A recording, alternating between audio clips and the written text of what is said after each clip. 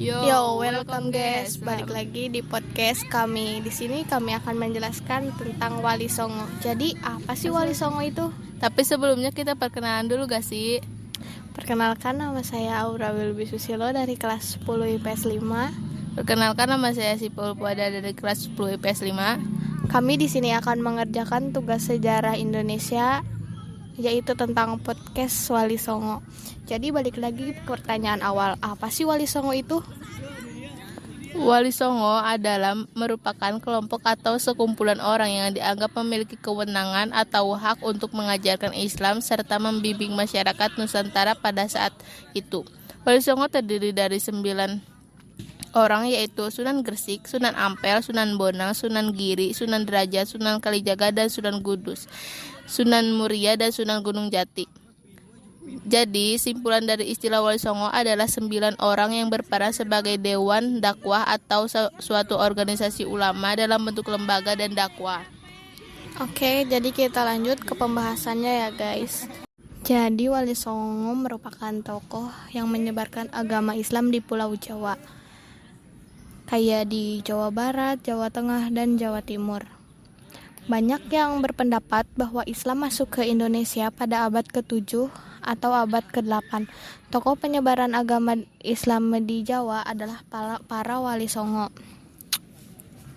Wali Songo menjadi sosok yang penting bagi umat Muslim di Pulau Jawa. Sejarah Wali Songo.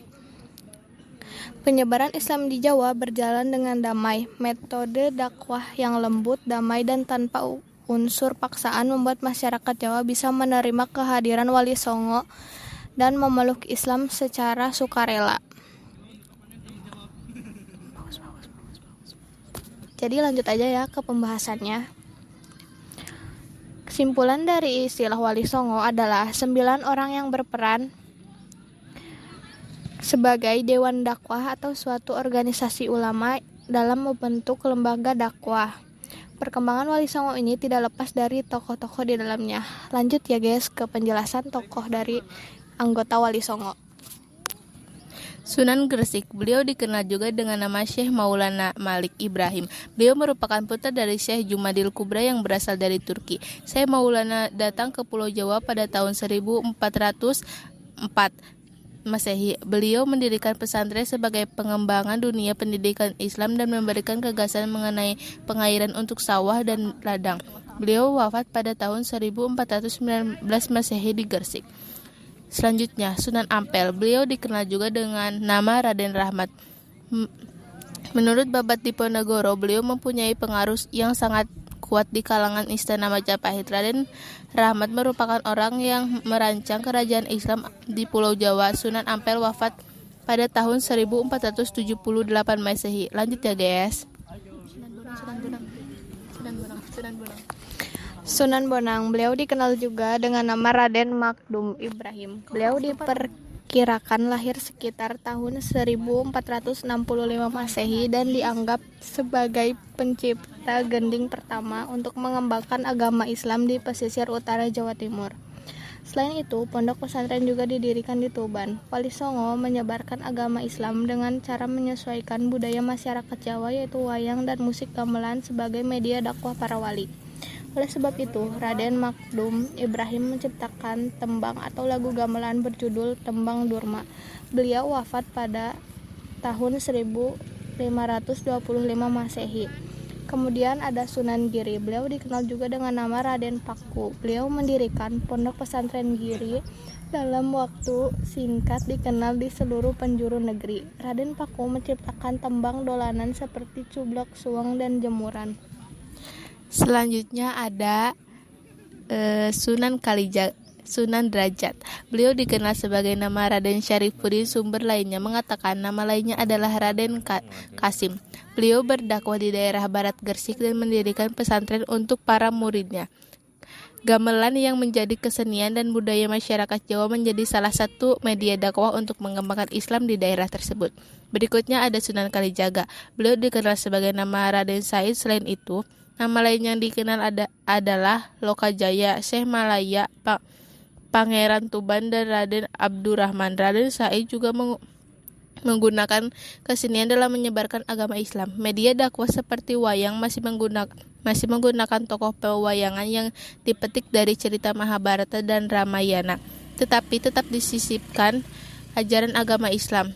Hal tersebut bertujuan untuk memasukkan nilai-nilai Islam secara perlahan pada masyarakat Jawa saat itu yang masih menganut Hindu dan Buddha. Selanjutnya, ada Sunan Kudus. Beliau menyebarkan agama Islam di daerah Kudus dan sekitarnya. Dengan luasnya ilmu yang dimilikinya, Sunan Kudus dijuluki dengan Wali al-Ilm.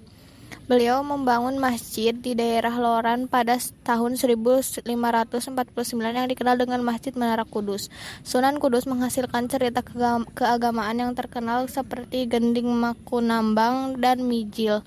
Beliau wafat pada tahun 1550 Masehi. Selanjutnya ada Sunan Muria. Beliau dikenal dengan Raden Umar Said. Pusat dakwah dan makamnya terletak di Gunung Muria sehingga dijuluki dengan Sunan Muria. Dakwahnya begitu halus, menyesuaikan budaya dan tidak memaksa. Media dakwah yang masih menggunakan kesenian gamelan dan wayang dibuktikan dengan adanya tembang sinom dan kinanti yang diciptakan. Lanjut kita ke yang terakhir ya guys.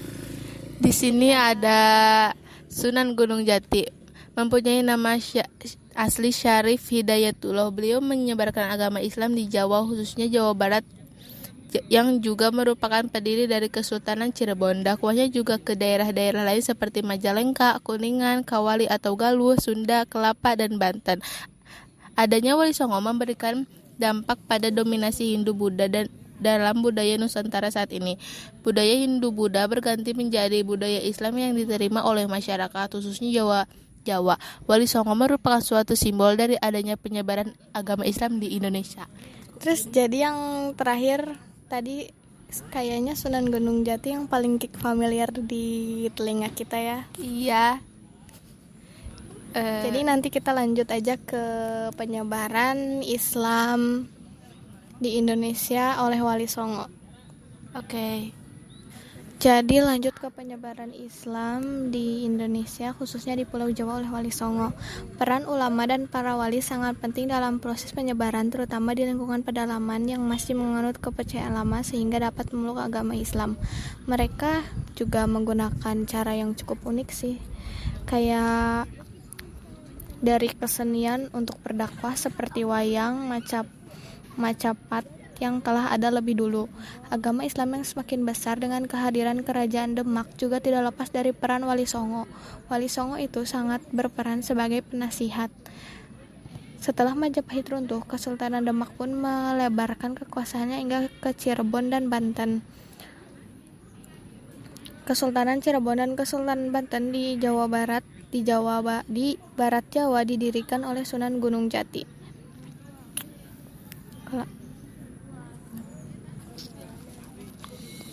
Wali Songo selalu berdakwah dengan cara damai. Mereka melakukan pendekatan pada masyarakat secara langsung dan melalui akulturasi budaya Islam serta budaya lokal.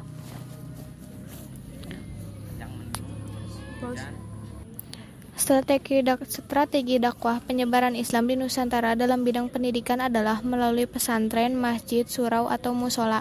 Pesantren pertama di Indonesia adalah pesantren Sidogiri yang didirikan pada tahun 1718 oleh Sayyid Sulaiman dengan dibantu Kiai Amullah. Sekian dari kami untuk podcast kali ini. Sampai jumpa di lain waktu. Terima kasih.